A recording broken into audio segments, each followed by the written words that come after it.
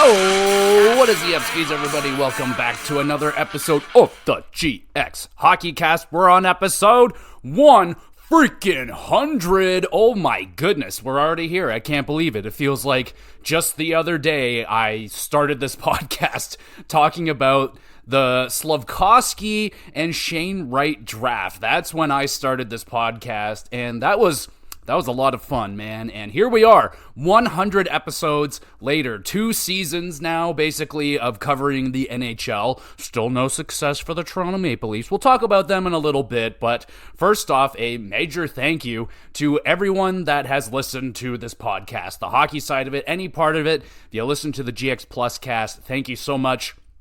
This month in particular has been the most successful month for this podcast by far. I don't know what is going on, but anyone that's new here, old here, thank you so much for listening to the podcast. It's just really fun. Just this past week, I was sick, and I was like, I probably can't do it, and I felt super anxious that I couldn't do it because I really wanted to. I was like, I really love just freaking talking about 3 things that I love a lot: hockey, video games, and wrestling. And it's been a ton of fun. Here's to, hopefully, who knows, 100 more episodes. And just a little, I don't know, if you've listened to the episodes, I don't remember what episode I started doing it, but every time I announce the episode number, like episode 97, I'll say Connor McDavid, he's number 97. So I've been doing that, and I'm just going to start re-rolling that. So we'll start again. Episode 101 will be number 1. So I'll start that trend again. So yeah, take your best guesses. Which player wearing number 1 will I pick for episode 101? So a little, what do you call that? Easter egg for the podcast there for you. But seriously, thank you so much for listening to me ramble. There's so many freaking hockey podcasts out there. Like, there's been numerous times that I've contemplated, like, what's the point of having, like, my hockey show? Like, I don't have any special guests on. There's guys out there that, you know, chicklets that have real hockey players on. It's hosted by former hockey players. Why do you want to listen to a guy that I didn't even learn how to skate till I was like 16. I've never played any professional hockey. I'm just a fan of the stupid sport for some reason. And I'm a passionate Leafs fan. I'm dying for that victory. So maybe I can move on with my life and get over some of this horrific trauma that I've dealt with cheering for this team. But that's where I think maybe my show can connect with certain fans and stuff like that. Like, we don't have any real skin in the game other than we've just been cheering for this team for so darn long, and we would just like for them to win. And same with Calgary, man. Like, I've been a Flames fan ever since that traumatic run in 2004 with that horrifying ending with Tampa Bay and that goal that was,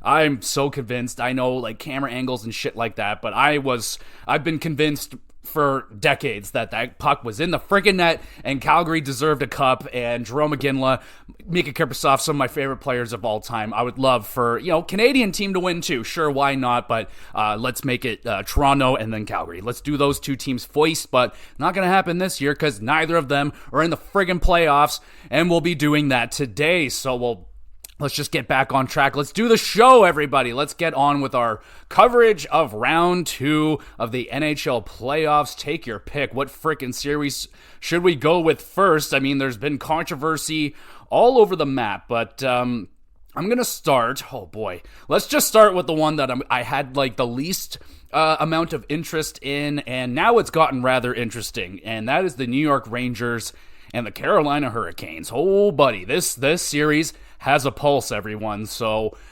Rangers were up 3-0.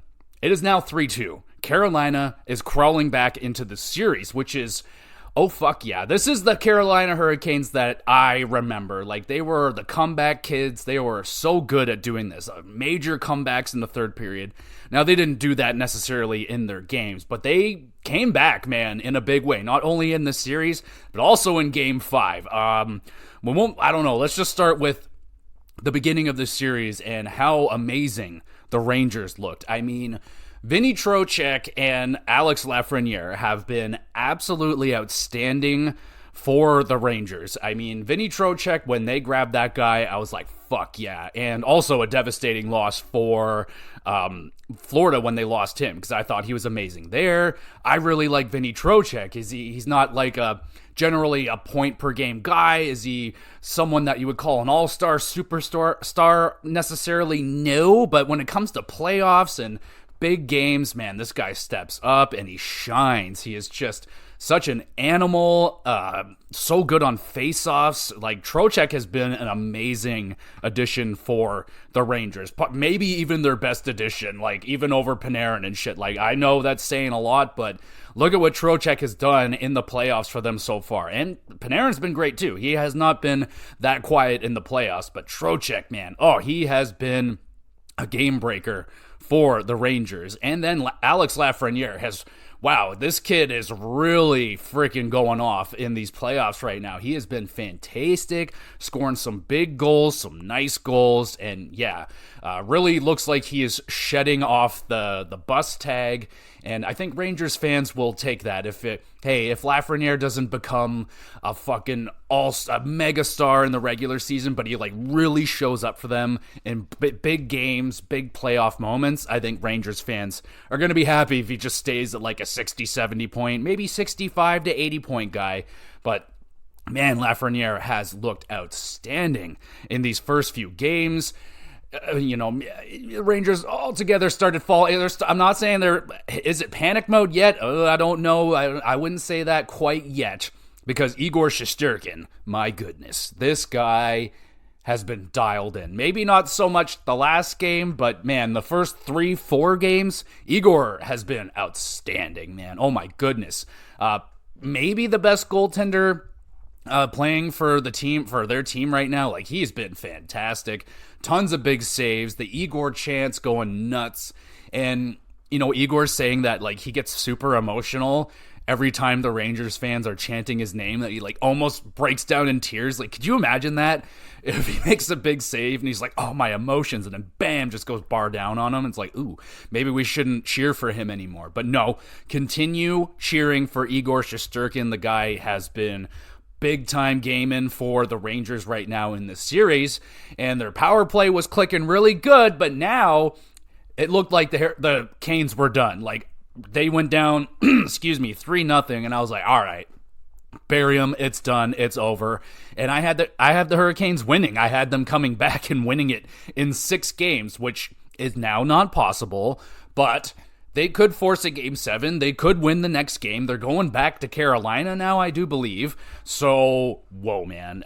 Rangers, maybe a little bit of sweat forming now on the forehead, but Carolina, man, they're coming back. They're starting to figure out how to shut down, or at least minimize the potency of that Rangers power play. They've been able to tone that down quite a bit, and Carolina is starting to find some goal scoring. I mean, Jordan Staal had an outstanding Game 5. He was probably the hero of that game, and that was a scary game. Carolina facing elimination, and who scores the first goal of the game? It's the Rangers, shorthanded, and it's Jacob Trouba scoring a goal for the first time, they said, in like 40-something games, something like that. And that's just gotta be an absolute dagger. Like, if that happened to the Leafs, dead. Forget it. Dead. That's all right. We have a built-in excuse to lose this game, and we will lose this game. But Carolina, hell to the nah.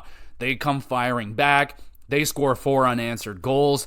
Bob's your uncle. Carolina wins that game. And, man, it did not look like they were going to win that game, but they just do what they do. They keep battling, and they just stay with it. Kuznetsov with the fucking squaw. He's fucking celebrating. He got called out, and he's been scoring, so... And he was benched, too, or he was scratched for one of the games, got called out. He comes back in. He scored 2 goals now, I think, since getting called out by DeBrindamore. So, and also, the goaltending situation with Carolina, pretty interesting. They went to Kochetkov in Game 3 and didn't get that win. I don't know if you can really blame the goaltending all the way with Carolina, but they go back to Anderson. He played great. And I would imagine they're going to go back to Anderson for Game 6. And shit, man, at this point, Yeah, I don't know. It's probably 50-50. It's still, that's still 2 more wins away for Carolina to put the Rangers away. And it's the Rangers. They're not going to go down without a fight, you would imagine, but you have to imagine that a little bit of anxiety is starting to creep in because Carolina is such a hardworking team. And we're seeing it now. They are really battling. Aho, Gensel, all these guys getting in there. Martinook, fuck yeah. So we'll see what happens with this series. It's been rather interesting. I'd like to keep an eye on it a little bit heavier now that the series has gotten more close. And an interesting narrative, it almost happened again with if Carolina got swept in this series. I imagine, some media members, someone would poke fun at Rod and be like, oh, do you think that was another really close sweep? Because Rod might be like, yeah, it kind of was, because the games have been pretty close in those first 3. And yeah, if they did get swept, it'd be a bad look to get swept in back-to-back years, but at least in close series. But if Carolina got swept again this year, would that be it for Rod Brind'Amour? Would that justify it? On paper, that looks terrible, but I don't know. That, it's a world we don't have to deal with right yet because they're fighting their way back into the series. But damn, who knows? If Carolina was swept right now and eliminated, who knows? Maybe Rod Brind'Amour is interviewing with the Toronto Maple Leafs, and I would be very happy about that. We'll talk about Toronto Maple Leafs. We'll push them down the lineup this week. I had my rant about them last week. We'll talk about them later on, but interesting series now with Rangers and Carolina. I don't like sweeps unless it's my team doing the sweeping, of course, which I don't think the Leafs have ever done that. I don't know. I don't know who I'm looking for. I'm looking for an answer, but I can only imagine, no, that has not happened. At least in my lifetime, I don't remember. But we'll move on to the next series. Let's go to the Boston and Florida series. Oh my God. So this has probably been the most controversial, upsetting series, especially it sounds like the Bruins fans are very upset. I'm not a Twitter guy. I have Twitter, but I don't go in there looking for fights and shit like that. Not for me. I'm good. I don't need that, but just hearing it all the time on the podcast that I listen to, it just sounds like Bruins fans are up in arms. And yes, I think this goes across the board for every series, every game in the playoffs so far. Refereeing has been awful, just awful. And I'm not going to dive into why it's so awful. It's Gary Bettman's league. This is the way that it is. At my point in time, I'm used to it now. This is what it's like every year. Yes, this year, it may be the worst it's been in a bit. It's really bad, but it's always been really bad. So what else is new? But okay, let's get into this series with Boston and Florida. Let's see where we're going to start here. So this series started out kind of the way I expected it to. Boston comes out on fire after a big win over Toronto. You would have to imagine their emotions still running high. Their confidence probably at a high, oh, fuck yeah, we just took down Toronto again, and, people doubting them. So, yeah, they're probably riding high into the series against Florida, who, they haven't had their game wheels on for a little bit. They've had a little break, which is good in the long run, but for that game, yeah, it probably hurt them. They're a little bit rusty. Boston in Game 7 form, foaming at the mouth, kicked the shit out of Florida in Game 1, and maybe some people giving shit to Bobrovsky, yeah, it was a 5-1 game, doesn't look good, Florida getting blown up, but you look at the goals, Bobrovsky, who's stopping some of those goals, man? Those were some really good goals by the Bruins in that first game, so I just chalked that one up as a mulligan. I wasn't worried about it. I don't put, the whole series stock into Game 1. If a team gets blown up in Game 1, all right, we'll see how they respond. And Florida responded by kicking the shit out of the Bruins for the next 3 games. Now there has been some controversy, absolutely. Sam Bennett probably at the forefront of most of the controversies, if not all of them. Pasternak fighting with Tkachuk, that kind of got the ball rolling with these teams again. We know the hatred is there from last year. They fucking really didn't like each other. They didn't like each other throughout the regular season. Boston has something to prove here. Florida embarrassed them last year, taking down the greatest regular season team of all time, took them down in 7. basically reverse sweeped them. Not a fun way to go down for the Bruins, and they've been mulling over that all year. Probably hearing article after article, whatever, people saying the same thing. Oh, they blew the greatest season of all time, yada yada. Almost did it again against the Leafs. They got through it. And so now it kind of seems like the bullies are getting bullied a little bit here. Florida really taking it to Boston, man, especially the blue line. Like, holy shit. Some people saying, like, I don't really agree with people saying that the Bruins, like, dominated the Leafs physically. Like, I don't think so. Like, maybe mind games, absolutely. Like, it's not hard to get into the Leafs kitchen and get in their head and do that. Like, they do that themselves. You really don't have to, you don't even really have to bother doing much yourself, because the Leafs will just destroy themselves mentally in no time. It doesn't take much to do that. But to say that the Bruins trucked the Leafs and destroyed them physically, I'm not this season, I don't think. Not from what I saw. Like, I saw Leafs side throwing some big hits, taking some big hits, sure, but so does everybody else in the playoffs. That's what happens. I think the Leafs held their own. I think it was pretty even there, honestly, but now you're seeing it like Florida just manhandling the Bruins at times in front of their net, especially on the boards. Oh my God, man. Like, whew. I was already of the mind that even if the Leafs got past the Bruins, like, they were going to be destroyed by Florida, man. Like, look how good they are on the boards and stuff. Like, that's where the Leafs like to operate, and Florida would just shut that fucking shit down, beat the fuck out of them, and Marner would be on the ground looking for calls that you're not going to get, pal. And honestly, there's been some calls here that I would side on the Bruins here, being like, yeah, I'm with them. You should be pissed. Especially the goal allowed with the goalie interference. That one, I think, like, league-wide, there's even been NHL referees coming out and saying, like, that was just wrong, man. So what goes down is, I believe it was Sam Bennett pushed Coyle, or someone pushed Coyle, and Coyle goes crashing into Swayman, and Swayman can't make the save, and Panthers score. I believe it was Bennett.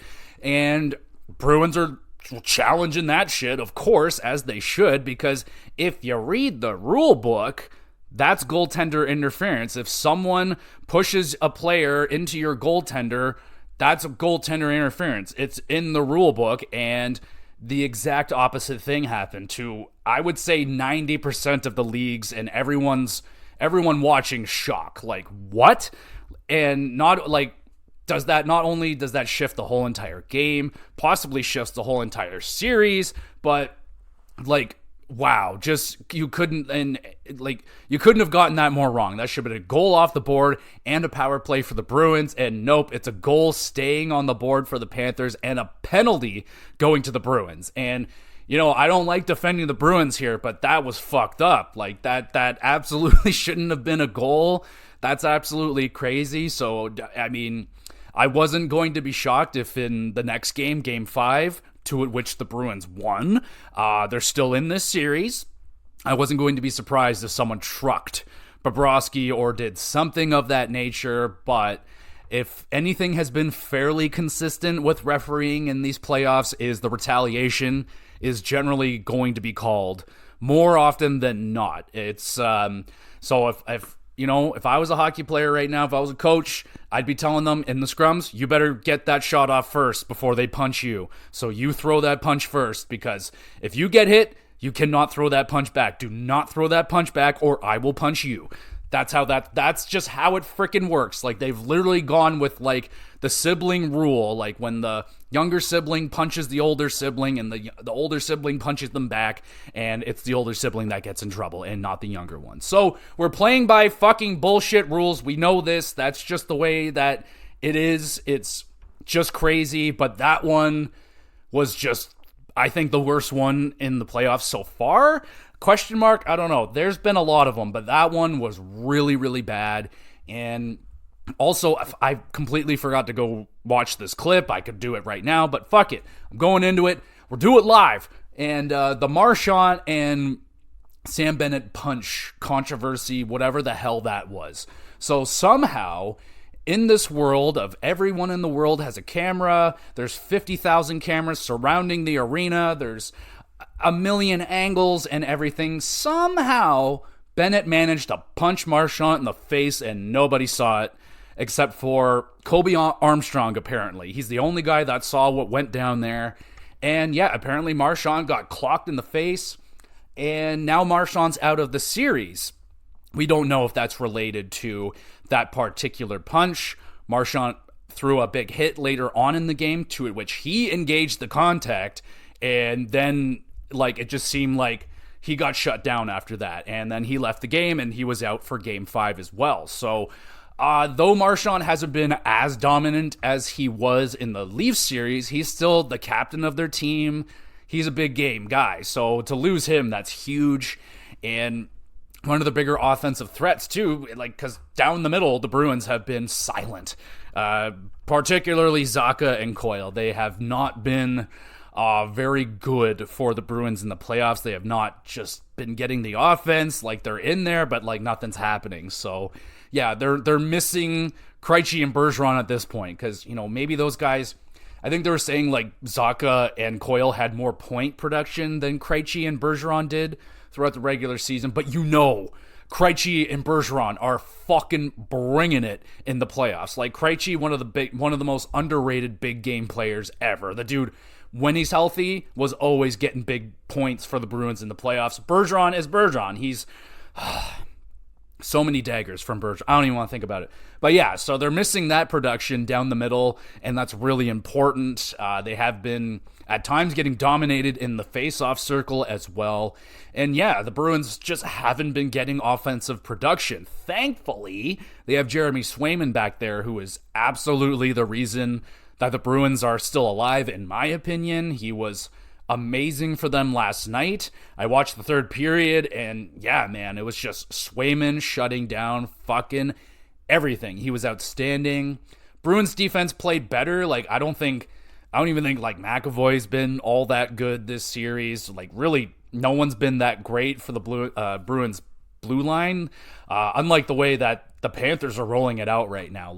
Ekblad, even though he's supposed to be their big guy, but they just been rolling defensemen. Everyone's playing pretty good amount of minutes. No one's getting destroyed with 30 minutes or anything. They're doing a really good good job balancing the lineup with the defensemen in Florida. Doing a great job with that. I mean, they have a lot of threats on the blue line. There's just a lot of big guys, big mean guys. Oliver Ekman-Larsson's been great.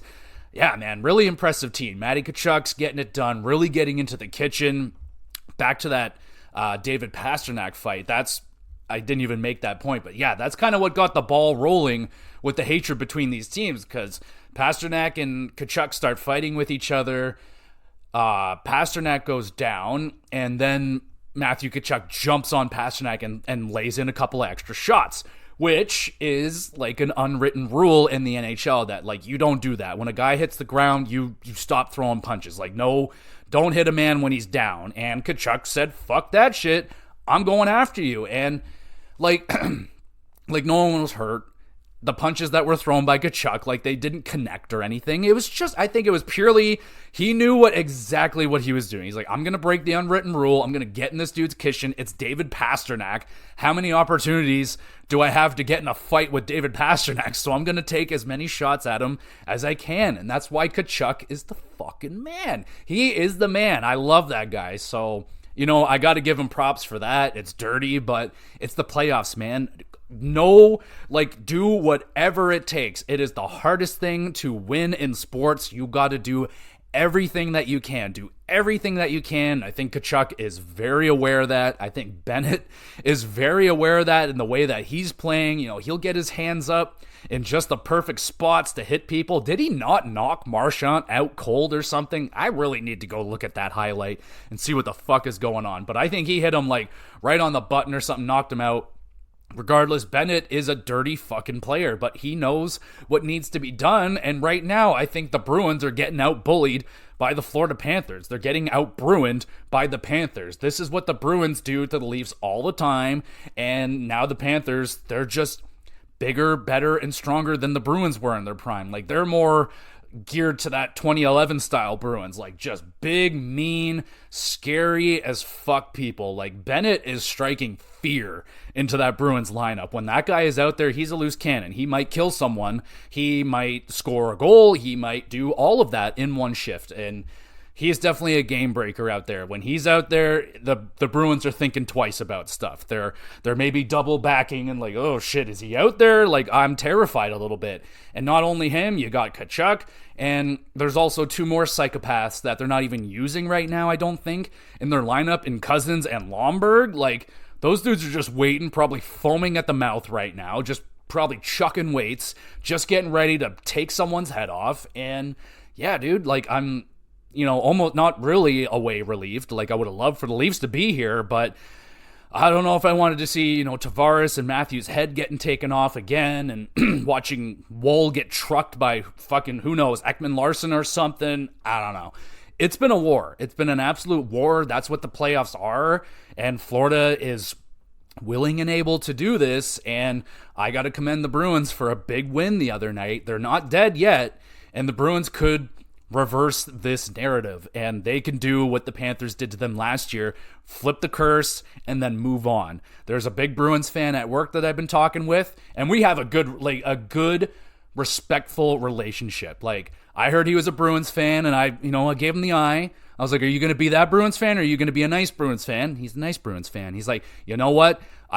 If Bruins ever got taken down for the Leafs, I'm cheering for the Leafs to win, because I want that team to win if they take down my team, of course. I'm like, man, I respect that. Like, I can't say the same thing. I won't be cheering for the Bruins anytime they beat my Leafs. I just cannot do it. But yeah, he's of the belief that, like, it's just one game at a time, one win at a time. Now they're going back to Boston, are they not, for Game 6? That's going to be tough. Boston's got momentum now. I think it's still Swayman's net. I asked him about that. Like, do you think they're going to go to Allmark? And it seems pretty across the board with Bruins Nation. Like, no, it's Swayman's net. He's earned it. He should stay there. It's not his fault at all that they're losing. It's just the Bruins offense and defense letting him down. So I think without Swayman, if Allmark started this series for some reason, I don't know if we're talking about this series much further than this, but Bruins are still alive. We'll see if we're still talking about it.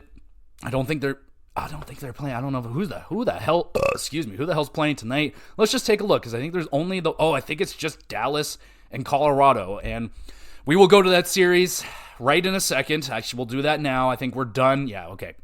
We're done with Boston, Florida. That series has been gross. It's probably going to get grosser as the series moves on, especially if Florida decides to put in Cousins or something. And if Marchand comes back, and I don't know what's going on with him. It might just be an accumulation of just a bunch of bad hits. I don't know what's going on with him yet, but he comes back. He's going to be pissed. He's going to be geared up, especially if it's Game 7. He's going to do something crazy. So it's been a good series, man. It's been a really good series. But we'll move on to this Dallas and Colorado series, which just got extremely interesting for the wrong reasons. So we'll just get to it. Valeri Nichushkin. He is going to be out for the remainder of the playoffs and is suspended for 6 months without pay for violation of the player assistance program. So this came out like right before the game. Game 4, I think, the other night. Like, whoa. So not only that, Devon Toews was out for that game too, and they just found that out like I guess like right before the game started. So yeah, Colorado came out shook. That first period, I cannot believe they didn't go down like 3 or 4-0. They did end up getting their asses kicked in that game, but oh my God, did they ever look dead in the water, Colorado, in that game. McKinnon looked done. Makar looked like as bad as I've ever seen him play. Like, I was like, oh shit, did I catch him at a bad time or something? Like, wow, yeah, some bad giveaways, just yikes. So I didn't finish that game off because Colorado wasn't playing, and I can't really blame them, but fuck, dude. Okay, let's talk about Nichushkin here for a second. This guy is an anomaly. What a weird fucking career this guy has. So if you didn't know, Nichushkin used to play for Dallas, and Nichushkin had one of the weirdest seasons of all time. This guy is 6'5", big, powerful, power forward scoring kind of guy. and he got 0 goals in an 82-game season. I believe he played all 82, did not score a single goal. That is extremely hard to do. And he did that. And then he went to Colorado. We see what kind of player he's emerged to be. And now we look back in hindsight of that season with even more, like, how is that even possible for this guy to go scoreless? And he had no penalties, I believe, throughout that season too. So, like, I don't know what's going on, but this happened. This is now 2 years in a row. Nichushkin has vanished from the playoffs, not due to injury, but with some outside shenaniganery. Now, I'm not going to judge this man for what is going on with him. He has placed himself in the player assistance program. He's at like level 3 now. That sounds scary. I don't know what that really means. A level 3 of discipline, I think. But he's in that. He violated their program, so he got caught doing something. He failed the test, and this is the repercussions. A 6-month payless suspension. So this guy's missing not only the rest of the playoffs, which by the looks of it has just killed the Colorado Avalanche's playoff run again, because this happened last year, remind you. He got taken out of the playoffs, just plucked out because something happened. We still really don't know the details of what the fuck happened, but something weird happened, and he got removed, and then he got back, and now he's gone again. So this one's more... We know more now. We know that he violated something, and their suspension is here. Last time, he just disappeared. And this is bad, man. Like, what do they do now as the Colorado Avalanche? Like, McKinnon looks like he's done. He's probably going to be like, yo, get this guy off my fucking team. Like, I know like, we need him. Like, this is it. Like, last year was probably like, all right, you get one. You get a Spider-Man. Everybody gets one, and that's it. You just did this. You're out for 6 months. Fuck them. You gotta ditch bait, man. Like, I'm not gonna say that it's the same situation as Kadri with the Leafs when he got suspended not once, not twice, but what, thrice? At least twice. And, fool me once, blah, blah, blah. So Kadri's gone. Now this has got to be Nichushkin gone, right? Regardless of what kind of player this guy is, he's just proven himself to be unreliable in the biggest moments. So that's my 2 cents on what Colorado... I would do if I were Colorado. Now, what they do, I don't know yet. This is a very rare type of situation. I can't... This is really weird. And first and foremost, just want Nichushkin to get his shit together. Whatever's going on with you, bro, let's just... Like, you look at what you're doing on the ice, like, you could be one of the best players in the league if you could just, get it together or whatever the hell's going on. You could be multiple-time Stanley Cup champions with this team right now, and you could be the MVP of that, but you keep blowing it. And with a guy like McKinnon, who is like king discipline, king serious, king fucking bean salad, whatever the hell it is... Like, there's no way this guy's coming back to this team. There's no fucking way. Or McKinnor's is Gagnon rings, and that's that. So that's really the big story that's really just engulfed this series right now. And Dallas taking full advantage of that. They destroyed them the other night. They have Devon Toews is back in the lineup for Colorado tonight, back in the game. But no Nichushkin, obviously. So... Dallas got a strike while Colorado is shook and, picking up the pieces, trying to figure out what the fuck to do. And we'll see if we get a new Colorado today, if they rebound, if they can recoup and just gather themselves. They still have Makar, they still have Rantanen, they have McKinnon, they have Middlestat, they have Taves, they have guys. Like, it's... they just got to get it together and hope to God Georgiev is playing good. Like, Georgiev's been... pretty inconsistent, but so was I can't really put it on him the other night. Whole team was just off, so I'm not going to say, call him Forgiev for that game, but he's been inconsistent. And I don't think they've still gone to Annunen yet. So is that a possibility soon here with Dallas? Because Dallas is rolling. Wyatt Johnson is ridiculous. Like, this guy... He's good. Oh, he's good. Dallas has been so good at drafting. Like, you look at their team, it's just a ton of excellent draft picks, from Jamie Benn to Robertson to Heiskanen to Heinz to fucking Henley. Like, you name it. There's so many. Ottinger. Like, fuck, man. That's how you build a successful team that's going to be good, and a fucking factor in the playoffs for years and years to come will be the Dallas Stars. And they're playing great right now. I know Jamie Benn is like kind of enemy number one. That guy is being an absolute scumbag in the game, in the series, but he knows what he's doing, man. Again, he's a fucking another veteran that knows the rules of the playoffs. He knows what he can and can't get away with. When to do it is also important. Like, there's things that you can't do in period 1 of this game that you can get away with in period 3. So Jamie Benn is like the master of that. Hate him for it, sure, but it's that's the game, man. Like, you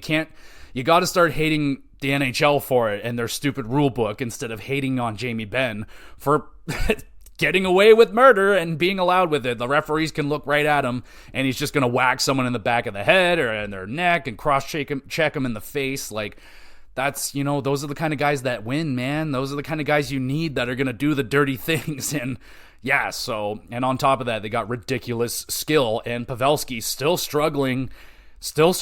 Like, this might be it, after this run for Pavelski, because this is the first time that people are saying, like, okay, he looks a little bit cooked right now. Now, that might just be because of the long season. I think he played all the games. He has numerous playoff runs under his belt. He just might be running out of gas right now, and he can come back and play another good season or two, but he might start falling off in terms of the longevity and his endurance and the gas tank and everything like that. But always rooting for Jovo, and fuck, man, if just win the goddamn cup for him, please. I don't want to see another Joe go without a Stanley Cup. Win one for Pavelski. That guy deserves one. He's an animal.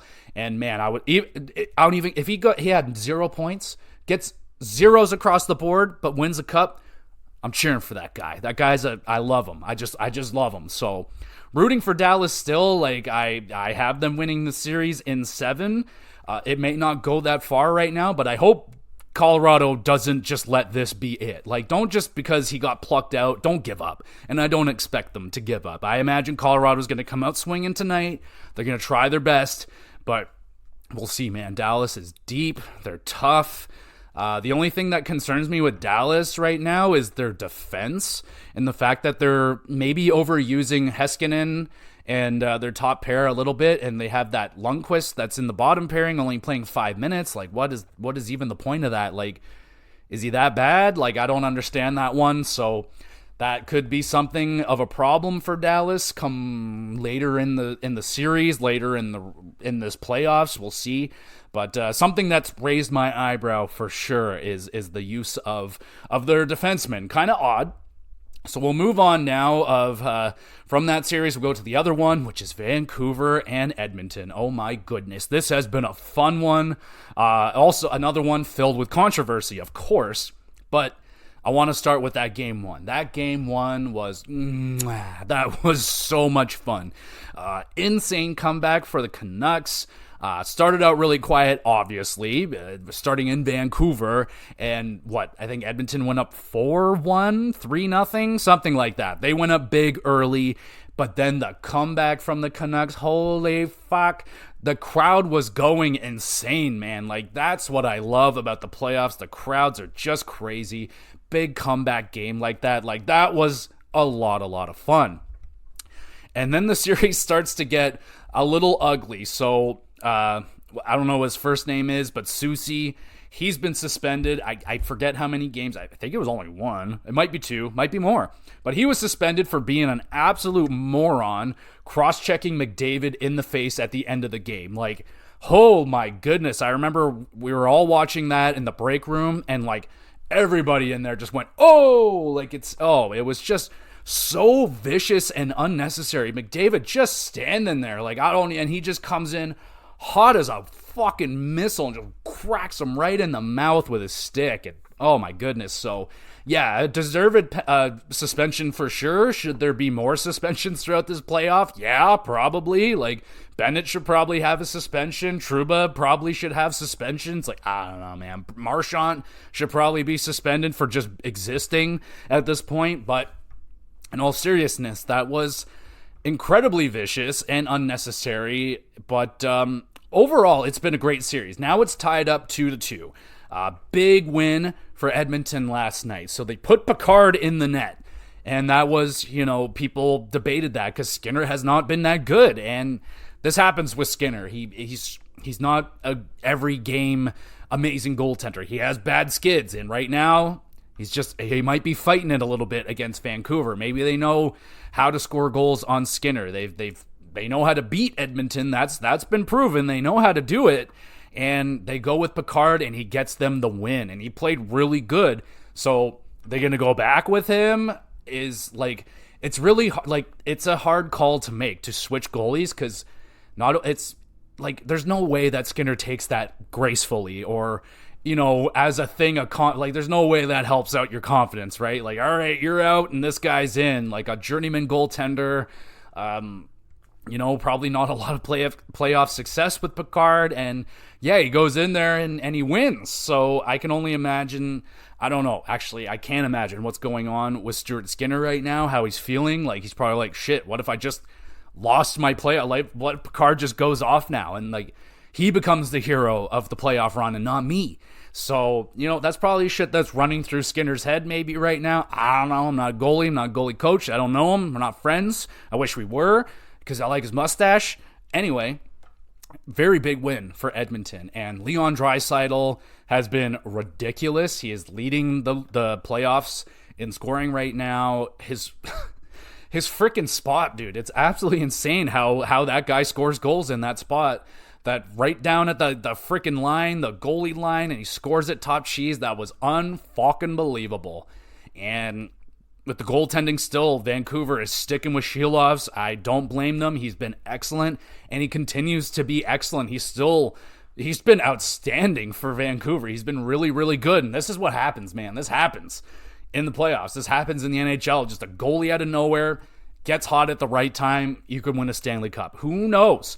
But Demko, I believe, is still progressing. I don't think he's still ready to go, but at this point, I don't think they're worried about it. It's not something they're worried about, clearly. Shilovs has not been the issue for Vancouver. The issues may be, now I don't know specifically which group of guys Rick Tocchet, the coach, is talking about, but Rick was pissed last night. He was not happy with his team, and he's calling out I think he said like 5, 6, 7 players, something like that. Now, one of them, I believe, would be Elias Pettersson, who's just been a little bit quiet. He is struggling to find his playoff stride, his playoff game. He's struggling, with the lack of space, the lack of opportunity, the harder forechecks and back checks and all that shit. So he's struggling. I'm not going to say that it's at the level like Mitch Marner, that, it hasn't been long enough, and I think Pettersson has had good playoff series before. Correct me if I'm wrong, but yeah, right now he's been quiet. Thankfully, Brock Besser and JT Miller, their chemistry has been ridiculous. Their third line, oh my God, I love that third line. Lindholm has turned, I told you, this is what happens, baby. You fucking turn, you can change the narrative in the playoffs. Lindholm looked like an absolute disaster ad for the Canucks when they brought him in. He scored like 6 goals down that entire stretch, and they got him early. And now he's at 5 goals in the playoffs already. He's almost scored more goals than he did down the stretch in the regular season. He's been huge for them. He's been outstanding. He's been shutting down McDavid. And McDavid has been he's got points, but he's not scoring goals. So they've done well at shutting him down in ways. But that third line, Lindholm, Dakota Joshua, and fucking Garland, animals out there, absolute animals. They've been fantastic for the Vancouver Canucks. Zadorov as well, man. Like, these additions from Calgary have been outstanding. And again, baffled why Calgary would want to help out the enemy, the guys in your division, when you could have helped out the Leafs. Anyway, so that's backfiring pretty good. We'll see what happens with Lindholm. Like, again, if this guy becomes like an MVP for them in the playoffs, they might want to keep him and be like, hey, this guy is really good at shutting down McDavid, who's in our division. We got to deal with him all the time. It'd be nice to have a specialty tool to deal with that guy. So Lindholm's been excellent. Zadorov's been ridiculous. Like, he's becoming a fan favorite superstar over there. Like, they love him. He's just been an absolute fucking menace, just trucking bitches, just being a mean bastard, scoring random big goals out of nowhere. Really entertaining series so far. I'm having a good time watching it. At least the highlights anyway, and the 30 and 30 or whatever. That's been great. Been loving watching that. But that series is back, baby. We're back tied 2-2, clean slate basically. So Game 5 is the big tilting point. You get huge momentum if you can get to Game 5, win that, take a 3-2 series lead, then it's only one more. And I'm kind of new. Well, I will be honest. I'm more on the side of Vancouver because they've never won a Stanley Cup before. Edmonton's won a bunch, but Connor McDavid hasn't won a cup yet, and I want him to win a cup. I just don't want to see him go cupless in his career, and I feel like their best opportunity is right now before they have to re-sign Leon and all that shit. So right now would be a great time for them to strike. But Vancouver, like they're such a random team. Like who knows, they could miss the playoffs next year, and who knows what's going to happen. So this is the great opportunity. I'm rooting for both of them, honestly, but if I had to pick one, I'm rooting for Vancouver because they've never won before. But that series is really fun. A lot of the series now have gotten, like, I was nervous about Florida-Boston because it looked like Florida was going to truck them. Now it's gotten better. Same thing goes with Carolina series. They're fought their way back in. Now Dallas, Colorado, we'll see what happens tonight. Dallas could take it. It could be over, and then all the heat's going to be on Nichushkin, man. It could be a really rough summer for him. Hopefully he can just focus in on bettering, doing whatever he's got to do to get better and refocus himself. You got 6 months, to figure it out and just stay out of the spotlight here and just dedicate yourself to hockey or dedicate yourself to your addiction. I don't know, but just get help, please, and help Colorado for freak's sakes, because, geez, man, that's just, what a mortal blow for Colorado. I feel really, really bad, because that's not a way you want a series to be dictated by a player getting removed or taken out or anything like that. You want a teams to go down battling each other in an epic Game 7 overtime or something like that, but that might not be the case with Dallas and Colorado. So let's move on now from the second round of the playoffs. Let's talk about some non-playoff stuff. So let's get to Toronto. Sheldon Keefe is no longer the coach of the Toronto Maple Leafs. It's done. It's over.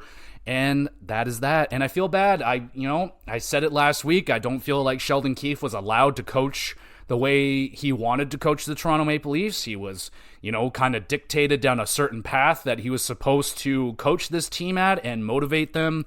And I think the message got stale, and that's the way she goes with coaching. We know that. You get hired to be fired.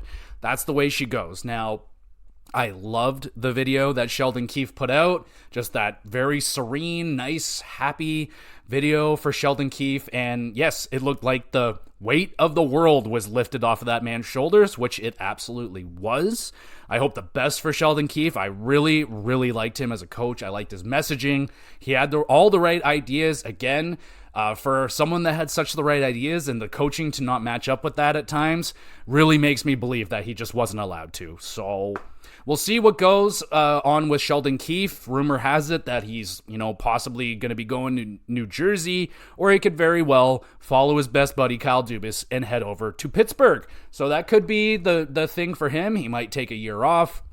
Who knows what's next for Sheldon Keefe? But I think he's a good coach, and I think he will absolutely get a job in no time. He should have no problem with that. Now the rumors are swirling around who's going to be the next Toronto Maple Leafs head coach, and of course, Craig Berube is leading the charge on that. Now, don't freaking get a Berube poster or anything like that. Don't get a back piece of Berube holding up a Stanley Cup now. He might not become the head coach just yet, so just hold on.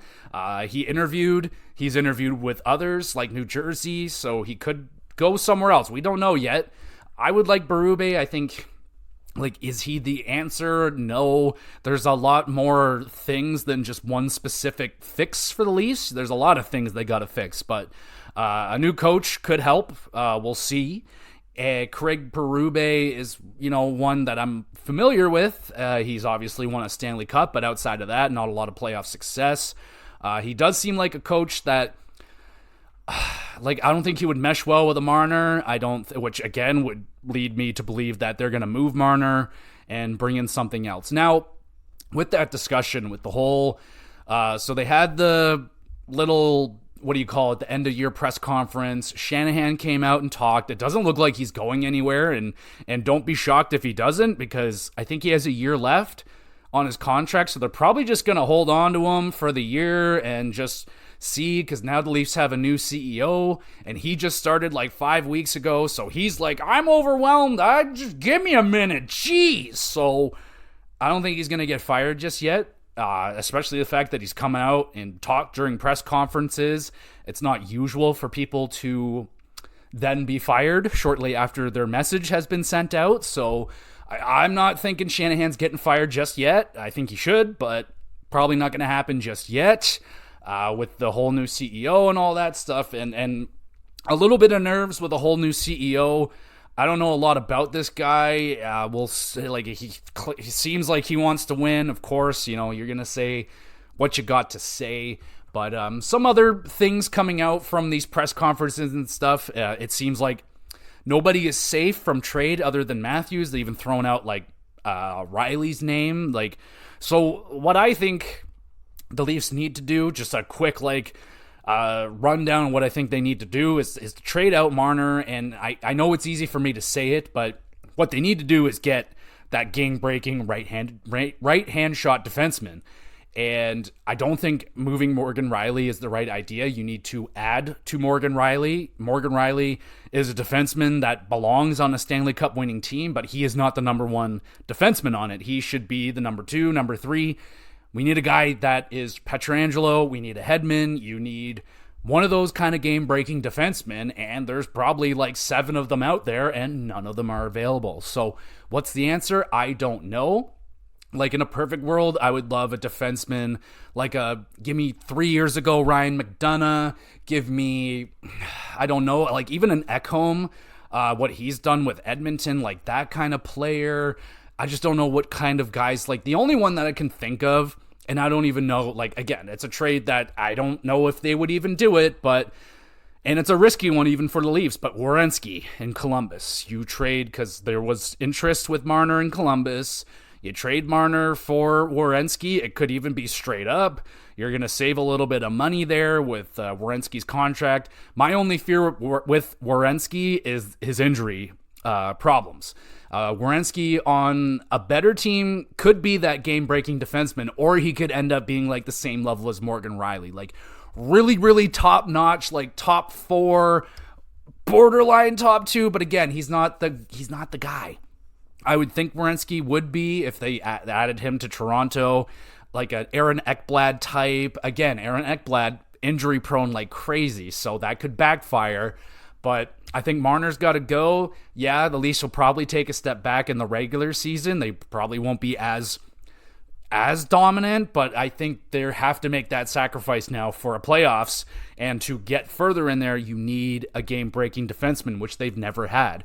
And they've never had a good enough partner for Morgan Rielly to make him a game breaker, which he can be, but he needs the right partner. Kind of like Quinn Hughes. Like, he became a game-breaking defenseman this year when he got Hronek added with him. He's amazing with him. The best partner Rielly has had is like Luke Schenn, maybe. Like, he was a good fit, but we lost him because he was just going to make too much money. And again, Luke Schenn isn't like the game-breaking defenseman you would want, really. Like, he'd be a good partner for Rielly, but they need a Pietrangelo type. They need that kind of defenseman, and I don't know if it's out there. Werenski is the only one that I can think of, but would you, if you're Columbus, are you parting away with your... They don't have a very good blue line back there, and Werenski's like the only one they got locked in for a long time, and do you want to add in another forward in Marner that's like not a goal scorer particularly? He can score goals, but he could go the way of a Johnny Gaudreau, and, without a guy that he can pass to that can score, his point production is going to fucking plummet. So Marner goes to Columbus, he could become like a 60, 70 point guy, and that would be a disaster for Columbus. And I don't know. So throw out your suggestions of what you think a Marner trade could bring back. Is Werenski too much? Is that not enough? Would Columbus have to add? I don't know. I think it's just... And you have to put into the equation like how valuable cap space is. Like, people talking about just dumping Marner off for just for the money's sake, or even just let his contract run out next year and just let him walk and just be free of the salary cap. I think that's batshit insane. Absolutely don't do that. Get something for that asset, because no, absolutely don't let him walk. You got to get something for that asset. I'm not even a little bit worried about the no trade clause. There's apparently everyone in the league has called about Marner already. So yeah, I don't think it's going to be a problem. Once the team is made it known that they don't want you no more and they've shopped you around, you don't want to stay in that environment either. So they will move on. We've seen it tons and tons and tons and tons of times happen with Kadri. All you got to do is be a little persistent. They say no once, just try and trade him again. They'll be like, oh, I get it. You don't want me no more. All right, I'm out of here. So happened with Kadri, probably going to happen with Marner. Tavares is an interesting one. They could move him because they pay out his bonus like July 1st or something, and then it would only be $900,000 owed to him, actual dollars. So teams that, like a Columbus that are, even Ottawa, something like that, the new teams, Utah, stuff like that, could love a player like that. Like, it's a lot on their salary cap books, and it could help them hit the floor or whatever they got to do, but they don't have to actually pay them. And they're getting a veteran, John Tavares, a 50 to 70 point guy, depending, and you get him for $900,000. Fuck yeah, teams will be interested in that. It's just that, are they going to do that? And John would be the only one that, if he doesn't want to waive it, he would probably just wait it out for a year. I don't think he would be the only one that I could see not moving with the no trade clause, because, he's built in Toronto and so on and so forth. And he may even give the Leafs a really good deal on the next contract. So we'll see what goes on with Tavares, but at this point, I'm like 80% sure that Marner's gone. I feel very strongly about it. But again, that's 20%. He could stay. So let me know what you think, what is going to happen with the Toronto Maple Leafs this offseason. Who's going to be the coach? I've heard like Dean Evason's name out there. I've seen people talking about, what's his name from Vancouver? The guy that everyone liked, Bruce Boudreau. And that would be a lot of fun and everything, but Boudreau is the exact epitome of Leafs problems. He is a great regular season coach who has very little playoff success. So I don't think that's what the Leafs need. Be a lot of fun. Maybe we could just hire him as the mascot. That could be cool, but that's what that is. So let me know what you think is going to happen. I'm hoping for the best for Sheldon Keefe because I really like him. And let's talk about Calgary for a second here. Their CEO, John Bean, has stepped down. I don't really know what that's going to mean overall. Who's going to step in for that role? All I know is that so far it has no effect on the new arena getting built. They're still moving along with that. They're clearing out the land for that right now. So that's pretty cool. That's all really the news for Calgary I have. In the offseason, once we get into the offseason times and there's time, I'm going to be breaking down like every team. Like we'll go from the worst teams down, and we'll talk about every single one of them, what their offseason could look like and what their futures should be moving towards and all that great stuff. And we'll be definitely talking about Calgary and what their future is going to behold. But right now they don't have a CEO and they need that arena to get built up. They said it was $1.1 billion it's going to cost, but there will be overages. There's always overages when it comes to construction. It's built in. That's how it is. I'm not going to get into the shadiness of that, but that's how that goes down. So it's going to be more than that, but yeah, they really need to, quickly, we'll run down. Their game plan needs to be to line up with the new arena, and the team needs to be good at that point, or at least rising to be good. They need to be going in an upward trajectory at the time the new arena is ready to go, because you don't want the team to be a fucking lottery team when you got this nice new arena to celebrate. You don't want them to suck. So we want the Flames to start getting good, and yeah, hopefully, it might be shitty for the next year or two, but hopefully they can start out like rising from the ashes of a phoenix or something into the new arena and being good again. But I think we're going to be in for a couple of lean years with Calgary. And that's all I got for Calgary. We'll go to Utah. Since I mentioned them, they said they are in fact going to go nameless for the first year. Kind of odd. So I guess they're just going to go as Seattle Hockey Club or Utah Hockey Club, something like that for now. They're putting on some sort of vote or all that shit with the names. I rattled off all their names that they've listed or something last week. Some of them are really good, some of them aren't. We'll see which ones they end up picking. And the NHL started doing the award nominations, and they're actually starting to announce the winners slowly. So I think as of right now, they only announced one, which was like the leadership award, which was won by Trouba. So, all right. So we'll be waiting until they're probably all done, or most of them are done. We'll go through the award winners, and of course my predictions on who I thought would be the nominees and winners. I have all that. We'll go through that and all my other shitty predictions that I made, of course. And yeah, I think that's... Wait, hold on. Do I have anything else? I do not. All right, so that is going to be it for me this week, everybody. Thank you so much for 100 friggin' episodes of the HockeyCast. It's been a total blast. Can't wait to restart the player numbers. I get to start at number 1. I already know who I'm picking. I have them already, who my number 1 is going to be, but that could be a fun little drinking game or something you can play at the beginning of every episode. Oh, which player will he be? Who's number 2? Who's number 3?